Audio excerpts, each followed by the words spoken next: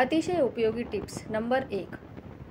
जर तव्याला चपाती चिकटत असेल तर पहिली चपाती तव्यावर टाकण्याआधी त्यावर मीठ टाकून मीठ सर्व बाजूंनी चोळावं. त्यामुळे तव्याला चपाती चिकटणार नाही. नंबर 2. मुगाच्या डाळीचा हलवा करताना मुगाची डाळ वाटताना ती जास्त बारीक वाटू नये. थोडीशी जाडसर वाटल्याने मुगाच्या डाळीचा हलवा छान तयार होतो. नंबर 3. पराठे बनवताना तेलाचा किंवा तुपाचा वापर करण्याऐवजी लोणी वापरून पराठे केल्याने पराठे एकदम टेस्टी तयार होतात. नंबर 4. काही वेळेला मेथीची भाजी खूप कडू असते. अशा वेळेस मेथीचा कडूपणा कमी करण्यासाठी मेथी थोडा वेळ मिठाच्या पाण्यात बुडवून ठेवा.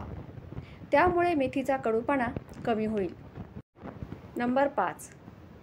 1 चमचा साखर अगदी थोड्या पाण्यात टाकून विरघळून घ्या आणि केक तयार झाल्यानंतर हे सिरप केकवर टाकल्याने केकला कलर खूप छान येतो. नंबर 6. रायता जर अजून टेस्टी बनवायचा असेल तर त्यात थोडीशी कसुरी मेथी क्रश करून टाकल्याने रायता अजूनच चविष्ट तयार होईल. नंबर 7. कोणताही पदार्थ बनवतेवेळी जर कसुरी मेथी नसेल तर त्याऐवजी कढीपत्त्याच्या पावडरचा देखील वापर करू शकता. नंबर 8. हळद पावडर लवकर खराब होऊ नये म्हणून त्यात लाल मिरची टाकून ठेवावी. त्यामुळे हळद पावडर खराब होत नाही. नंबर 9. पोहे करताना पोहे चिवट होत असतील तर पोहे भिजवल्यावर त्यात अर्ध्या लिंबाचा रस टाकावा. त्यामुळे पोहे मोकळे बनतात. नंबर 10. केळी कधीही फ्रीजमध्ये ठेवू नये. त्यामुळे केळी लवकर खराब होते. नंबर 11. बटाटे उकडताना बटाटे लवकर उकडण्यासाठी त्यात अर्धा चमचा हळद पावडर टाकावी. त्यामुळे बटाटे लवकर उकडतात. नंबर 12.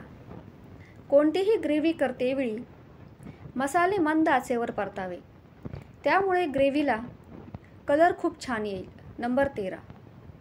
कोबी परतवतेवेळी त्यात थोडीशी साखर टाकल्याने कोबी लवकर परतली जाते व कोबीला ब्राऊन कलरसुद्धा येतो. नंबर 14. लसूण सोलतेवेळी नख दुखत असतील किंवा लसूण सोलायला वेळ नसेल तर चपात्या केल्यानंतर गरम तव्यावर थोडा वेळ लसूण ठेवावा. त्यामुळे लसणाचे साल लवकर निघतात. नंबर 15. ढोकळा करतेवेळी त्यावर थोडीशी काळी मिरी पावडर भरभरून टाकावी. त्यामुळे ढोकळ्याची चव अजूनच वाढेल. नंबर 16. टोमॅटोचं सूप बनवतेवेळी त्यात थोडा सुकलेला पुदिना टाकावा.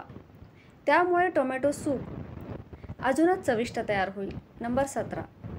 चिंच वर्षभरासाठी साठवायची असेल तर चिंच सुकवून त्याला मीठ लावून त्याचा गोळा करून घ्यावा आणि एका हवाबंद डब्यात किंवा बरणीत भरून ठेवावा. त्यामुळे चिंच वर्षभर खराब होत नाही. नंबर 18.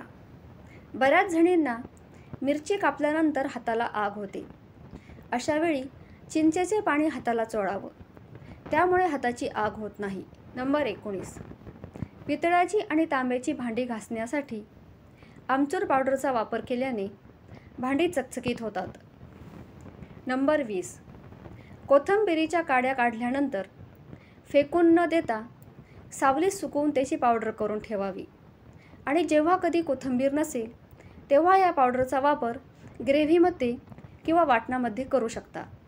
व्हिडिओ आवडला असेल तर व्हिडिओला लाईक करून चॅनलला सबस्क्राईब करा. धन्यवाद.